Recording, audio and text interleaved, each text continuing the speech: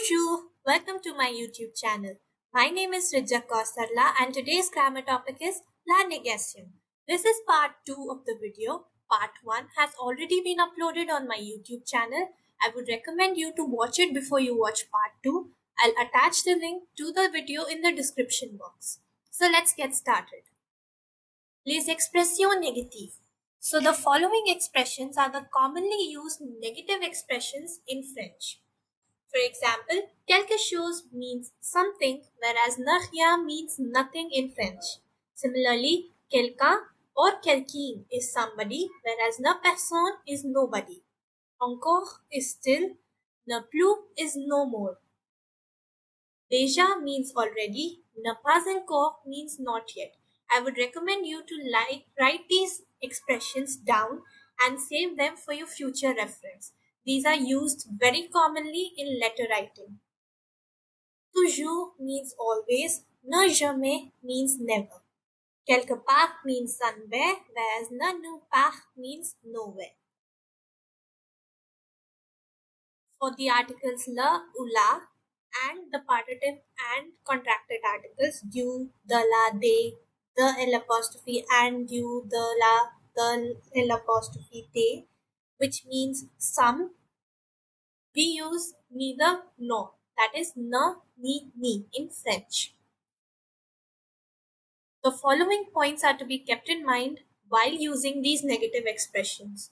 With ne rien, ne personne, ne plus, ne jamais, one does not use pas.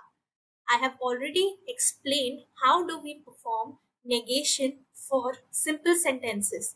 That is part 1 of this video, which must be watched before you understand part 2 and the usage of negative expressions. Similarly, when there's a preposition before quelqu'un, it is to be repeated in the answer. For example, tu lis quelque chose? No, je ne lis rien. You notice, with ne, for negation, we are supposed to use pas. However, since the negative expression ne rien is used, we do not use pas. Also, Max trouve-t-il quelqu'un dans la chambre? No, il ne trouve personne dans la chambre. Similarly, for ne personne, we did not use pas. I will upload a video on interrogation in French. Do stay tuned to my channel. Here parle-t-il à quelqu'un?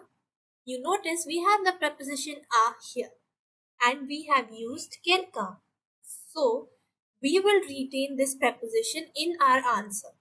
That is, no, il ne parle à personne. Since we used ne personne, we did not use pas, and since we had a preposition à, we retained that preposition in the answer as well. Tes parents vont-ils quelque part dimanche? No, ils ne vont nulle part dimanche. We did not use pas with ne, nulle part. Also, rien and personne can be used as subjects too. Personne n'est dans la classe. Nobody is in the class. Rien n'a changé ici. Nothing has changed here.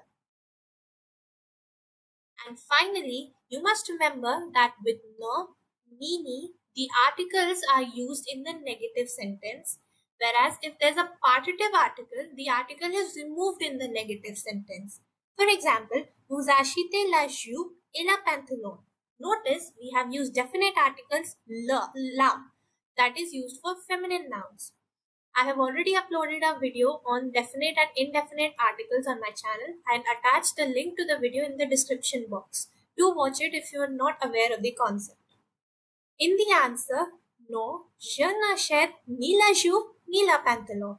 Notice while using ni, and we have and since we were supposed to use ne, ni, and the verb starts with the vowel, ne becomes an apostrophe. That has already been discussed in part 1. And while using ni, we have retained the definite articles la and la for both the nouns.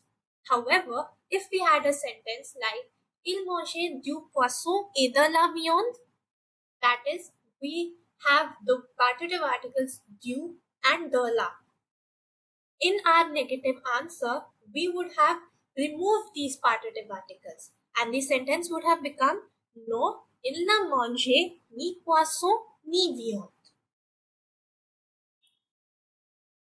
Thank you. This is it for this video. If you have any doubts or queries, I would be happy to answer them in the comments.